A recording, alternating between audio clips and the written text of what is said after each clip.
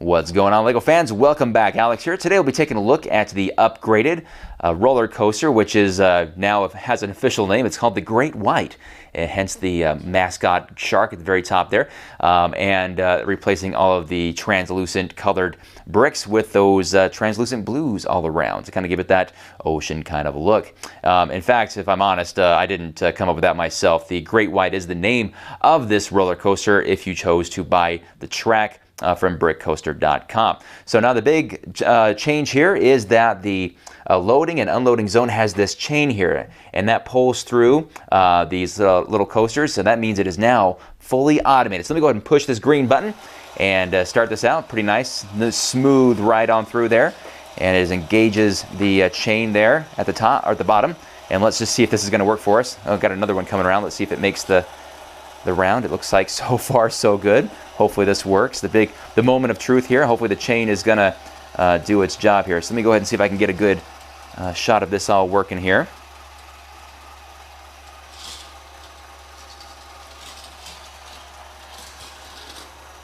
And you see it engage the chain there at the very edge of the ride. And there it is. It works. Pretty amazing. So all we have to do is push that green button and away they go. No problem. It was a lot of trial and error getting this thing to work, and as you can see, I removed the motor and it's all underneath here. I'll open that up in just a second, but it's just so nice to just kind of sit back and see this actually work from beginning to end.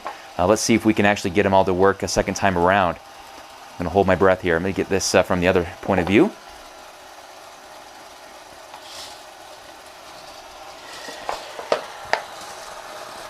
Cool, it works pretty well. Now, if you guys would like to buy this track from brickcoaster.com, if you want this exact setup, go ahead and give them a message. I think they have an email. You can actually just send them a message saying, hey, I saw this video on Alex's channel and I'd like something very similar. They'll actually work out a pretty good deal with you guys so that you're not paying full price for all the track.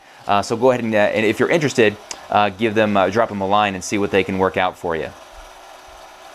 Now, of course, this is powered by power function, so let me go ahead and just show you how you would access the battery pack. So I wanted to make sure you had access to that green button there to make everything go, but I also wanted to make sure that you were able to remove the battery box if your batteries inevitably run out.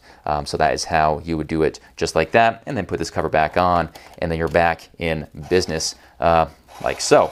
And yeah, it's pretty good. I kind of a thought is that, well, they got to load and unload, right? So maybe I have to push the power button as the other coaster flies on through. Boop. But I was kind of thinking, hey, it's slow enough that people can get in and out really quick before the train goes through. Maybe, I don't know. Maybe it's a little too fast and dangerous. But hey, whatever. It's fully automated, and that's what we're going for here. I've removed the platform and the wall so we can see what's going on, the magic underneath the platform. Lots and lots of gears working to make this thing go. It is powered by that same extra large power functions motor. They're very snug against the wall, and tons of gears. Let me go ahead and actually turn it on and you can see this all moving.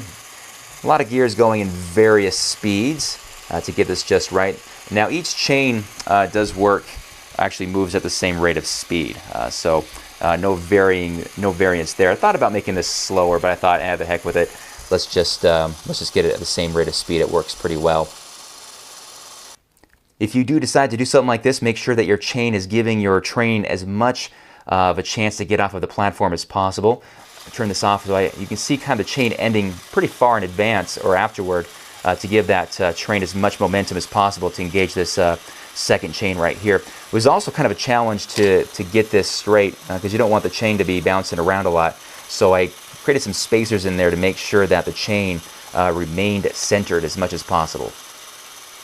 This is about as good a look as I can get without really tearing this thing apart, but I think I have about, there's 6 24 tooth gears in there and 2 8-tooth gears.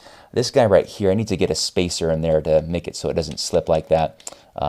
In my inks to get this thing done, I forgot to do that. So, whatever. What are you going to do?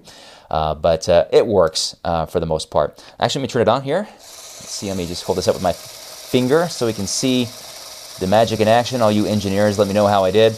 But again, it's kind of tough to get to the point where, I mean, you can see how fast that gear at the bottom is going. Pretty darn quick based off of the speed that motor kicks out.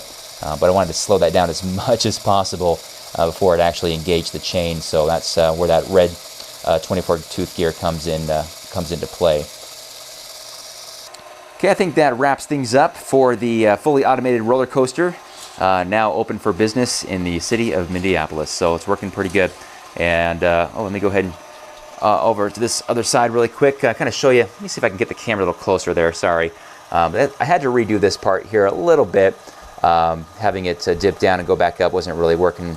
So just a couple of straights right there before it hits that that chain, and it's not too much of an abrupt stop. But let me watch this this guy go down, and you can kind of see for yourself. Ugh. I love it. All right, so that means at this point, I'm just going to be mostly working on the interior of the Octan Tower, the Moktan Tower, as many of you were calling it. Love it. Thanks for the feedback on that. And then I think it's kind of dark. Sorry, the light's on the other side.